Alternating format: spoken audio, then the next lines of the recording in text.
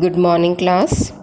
Yesterday we started a lesson, the signal 2, and we have seen that Semyon had understood that there would be a trouble between the chief and Wesley. Did anything happen between the two? How did Wesley react? Read on. This lesson was started yesterday, and we know very well that there was a trouble between Wesley and chief. What happened? Yesterday we have read. Yes, the chief had slapped Wesley and he got very angry and he decided to complain to the head town, to Moscow, to the head office. So he was very angry and he also told Semyon about all these things and he was going to leave from there. And when Semyon asked about the hut, what will happen with the hut? Then he replied that the wife would remain there and she will look after all the thing, and he was going to Moscow. Then Semyon also asked him that the next day the train would be there, goods train would be there and you can go with that. So he bade goodbye to the friend and they both were away from there. So also we have discussed on the second page that as a young lad, Semyon was in the habit of making flutes with the help of reed. It's a kind of wood. And whenever he got the spare time, he used to make reed and to earn money with that. So one day he left his wife at home to meet a 6 o'clock train. After confirming that everything was right in a proper order, he went to the jungle to cut the reed, and he cut a bunch of reed to make the flutes. And as it was getting dark, so he decided to go back home. So up to here we have read. Now we have to start from here, that is from the top. See, the sun was already dropping low and the dead stillness, only the twittering of the birds was audible. As it was getting dark and the birds start chirping at the in the evening also, when it is going to set the sun, so the same way the birds were chirping, twittering. Only the twittering of the birds was audible at that time. As he walked along rapidly, he heard the clang of iron striking iron. So only the twittering of birds was audible there, and at the same time he heard the sound of striking the iron. Means iron was striking to the iron. He redoubled his pace. He redoubled means he started moving very speedily. There was no repair going on his section, and he was confirming that no repair work is there, because he had confirmed all the things were okay. No repair work was there. Then from where the sound was coming? What did it mean? He emerged from the woods. The railway embankment stood high before him. On the top, a man was squatting on the bed of the line and gazed in something. So he was surprised to see. He emerged from the woods means he came out of the wood. Railway embankment was there, railway area was there, and he stood high before him. And on the top of a man was squatting on the bed time, and he was sorry for the disturbance. So he emerged from the woods. The railway embankment stood high before him. So on the top, a man was squatting on the bed of the line and engaged in something. So he was surprised to see that a person was engaged in doing something on the track. So he was surprised that who was the person. Semyon walked towards him. He thought it was someone trying to steal the nuts which secured the rails. So he thought that it would be someone thief who was trying to steal the nuts from the rail. Semyon watched the man get up holding a crowbar in his hand. The man had loosened a rail so that it would move to one side. Semyon wanted to cry out but could not. It was Wesley. Semyon scrambled up the bank as Wesley slid headlong down the other side. So, see what happened. It was Wesley who was doing some problem in the track, and due to that problem, the track was moved from its side, and he cried, but he could not cry. Semyon wanted to cry but could not cry because it was Wesley, and he was surprised to see that Wesley was doing this thing. And Semyon scrambled up the bank as Wesley slid headlong down the other side. Wesley Stepinch, my dear friend, come back, give me the crowbar. So Semyon was crying, he was calling Wesley. He was asking again and again that please come back. What are you doing? Give me the crowbar, we will put the rail back. No one will know. Come back, save your soul from sin. So it was Semyon who was asking again and again Wesley to come back and give him the crowbar. Crowbar was an instrument. With the help of that, the rail could be done proper. But Wesley has gone from there, and Semyon was keep on shouting and shouting. Wesley did not look back but disappeared into the woods. So again and again Semyon was calling him, but Wesley didn't hear anything, and he was disappeared in the woods. Semyon stood before the rail which had been torn up. He threw down his bundle of sticks. A passenger train was due and he had nothing with which to stop it, no flag. So Semyon was very much disturbed when he saw that the rail was not in proper order, and it was the time of the passenger train. The passenger train was due at the time, and he had nothing with which to stop the train, no flag.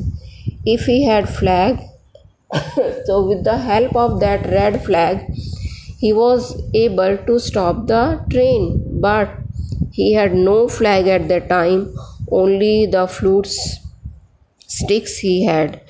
So he was very much disturbed what to do.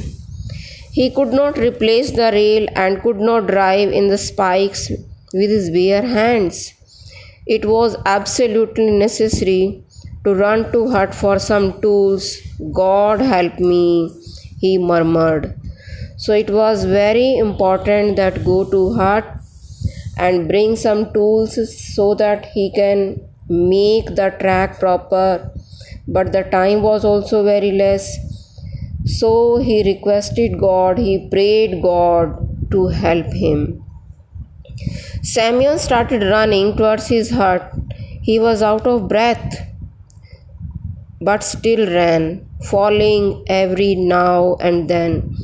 He had cleared the forest and was only a few hundred feet from his hut when he heard the distant hooter of the factory. 6 o'clock. In 2 minutes' time, number 7 train was due. So it was only 100-meter distance for his hut. At the same time, there was a hooter of 6 o'clock, and he knew very well that it was the time of the train number 7. So, O Lord, have pity on the innocent souls.